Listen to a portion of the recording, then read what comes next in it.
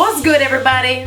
The seesters are back. So we have seen a lot of your comments regarding how fabulous Amanda's hair has now gotten since she had last appeared on the first In the Chair with Mel episode and her first appearance on the channel a year ago. And this is her hair now. There's a method to the madness. As not just a vlogger, but also a hairstylist, I've helped many people through their transition, and I've led them to their healthy hair, and Amanda is just another one of my suspects. So let's thank her because she's gonna help to share what her journey was like and just some inspiration, because if you know that your curls can come out looking like this, it's all gonna be worth it. And so let's get to it. Let's get to it. You're calling the shots. This video is all about her today. I'm gonna leave now. No, I'm kidding. I have some questions for you. So let's start by answering a few key questions that those of you who are already transitioning or those of you who are finding the process of getting the transition started very difficult.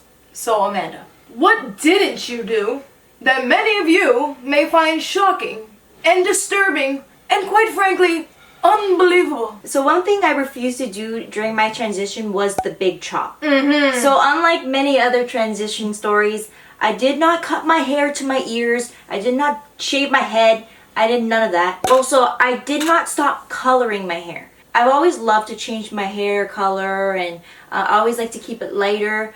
So that's one of the other things that I did not do. Another thing that I didn't do is that I didn't stop using heat. I also didn't stop using sulfates, and I also didn't stop using silicones. So for you guys who are very strict on the curly girl method and are very early on in your transition and are finding it hard to start, just know that this is not going to be a video that I'm going to lecture you about stopping all 5 of these things, because I didn't, and I think that most of you don't have to either. Take everything Amanda's saying with a grain of salt. Her experiences are personal. But as for me, I do deal with a lot of people in salon, and everyone's hair is different.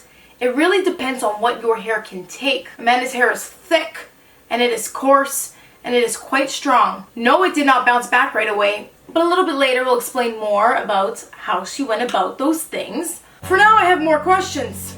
Okay, let's go back to the times before the transition. What kind of damage did your hair have? I want to hear the full history, and if we look at the length of your hair, I'm going to need about 4 years background, because your hair only grows about on average, 6 inches a year.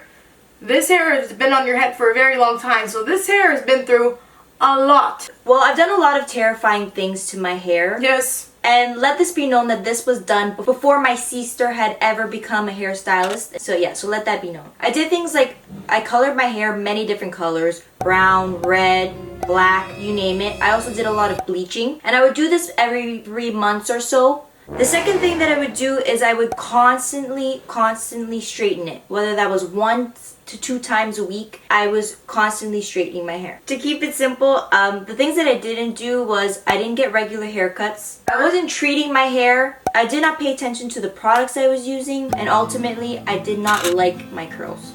It's very painful to hear.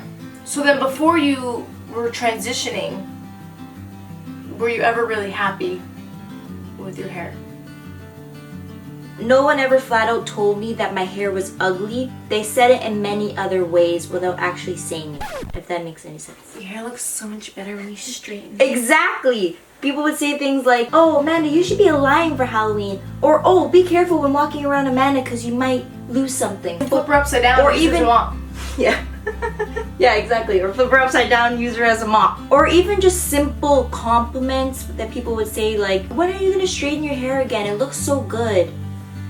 You look so different. Yeah, you look so different. What the does that mean? Different. When I wear my hair smoothed out, I was able to rid the discomfort and insecurities that I felt when my hair was curly or frizzy or whatever it was. Therefore, I began to hide my natural hair. I became addicted to the validation that people gave me when my hair was straight. That all sounds very long and sad. What was the turning point for you, Amanda? What changed? You're so sounds Melissa never felt this way. That's why it was important for me to share this with you guys. I luckily never had to transition, but I feel like I transitioned through Amanda because, well, if I'm really honest, in the early days when we started straightening her hair, I would do it for her, so I kind of contributed to the damage. Yeah. We were young and dumb and broke. Young, dumb, broke, high school. And anywho, now enough with the sappy shit. If you weren't following the curly girl method and you didn't do a big chop, tell us how you did it. I want to know. Tell us now. God. Like I said before, there was a list of things that I didn't do, but there were many simple, easy, transitional things that I did do to ease into my transition without feeling so overwhelmed. So every 6 to 8 weeks, my seester. That's a month and a half to 2 months maximum. Yes. I made her trim those ends. Yes. So every 6 to 8 weeks, I regularly trimmed my ends instead of doing that big chop that nobody wants.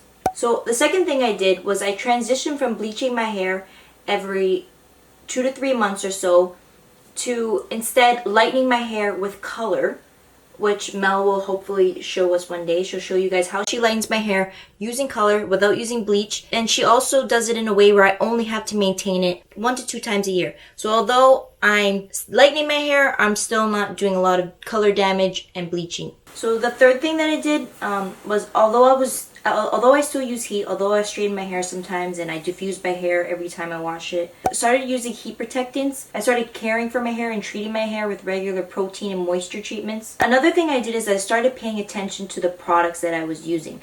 So although I still use sulfates and I use silicones, I don't use the bad sulfates or bad silicones. I really pay attention to what works for my hair and what doesn't work for my hair. I also started paying attention to my scalp health and making sure that I wasn't getting any product buildup or things like that. It's still important for me to clarify my hair, especially my hair. I have a lot of it. It's very thick and it's more susceptible, in my opinion, to build up.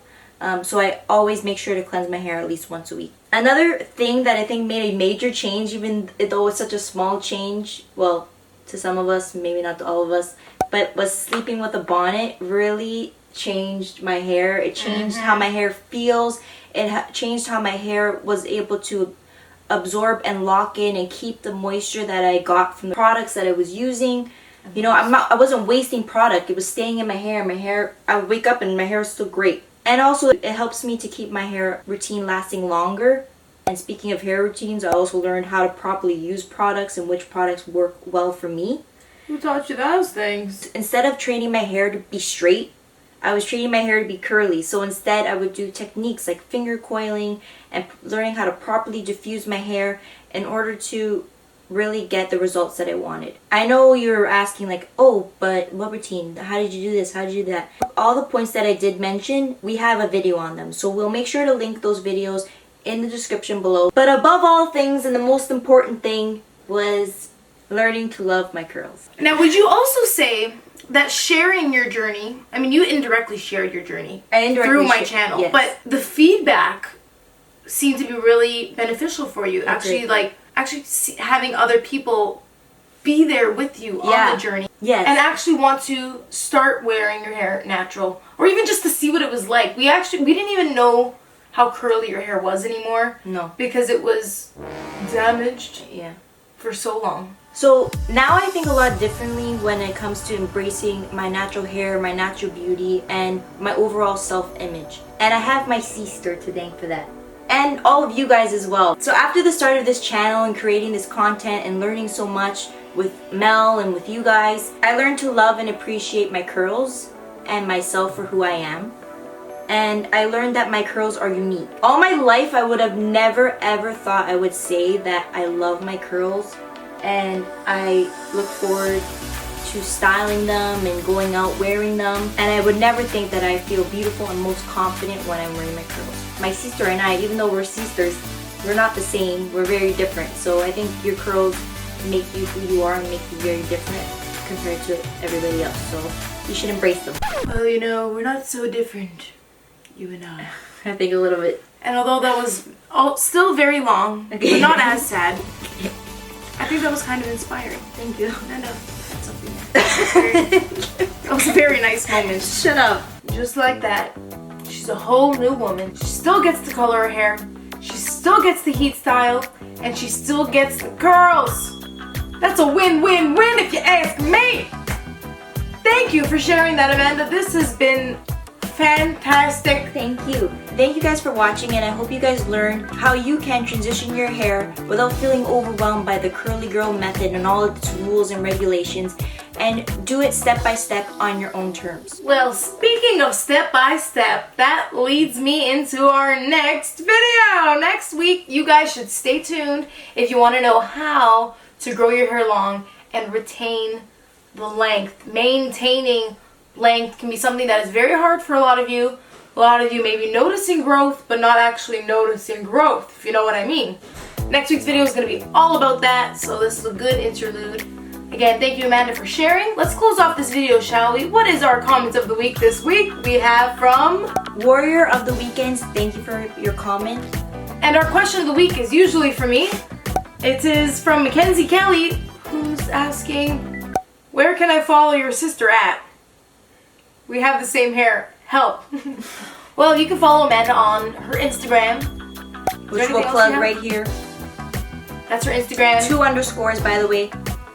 And is it? Yes. Because all the Amanda Guido usernames are taken. Anyways, so thank you guys so much for watching. We shall see you all next Tuesday with a brand new video. Peace. Peace. And today we're gonna be talking about... Hi everybody, I'm Melissa's... Oh.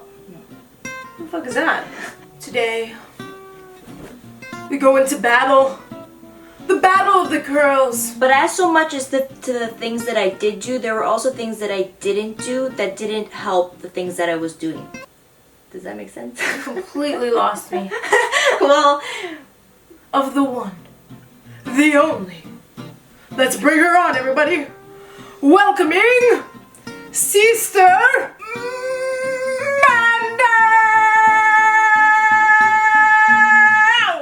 And here she is. So interesting, so unique, so fabulous. I look so small.